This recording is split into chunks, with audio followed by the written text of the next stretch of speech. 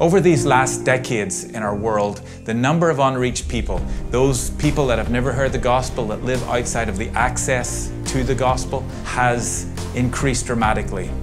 In fact, in the few years that we've been involved as OM in missions, it's gone from 1.5 billion to 2.8 billion. Every day, 57,000 people are added to that number. Scatter was written in response to these insurmountable odds.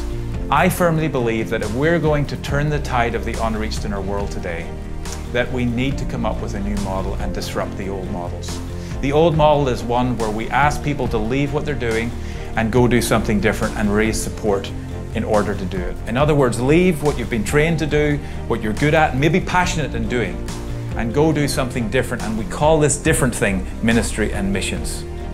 What if we could engage the whole body of Christ, every Jesus follower, engage every aspect of their life, their talents, their vocation, their gifts, their abilities that God has put in there for His purposes? What if we could engage them and say, let's go and use those to reflect God's glory and goodness in the world? This book is going to unashamedly challenge you to be who God has created you to be, with all of your abilities, your personality, the gifts He's placed in you, the passions He's put in your heart, and all of the experience He's given you, to go live that out where He is not worshipped.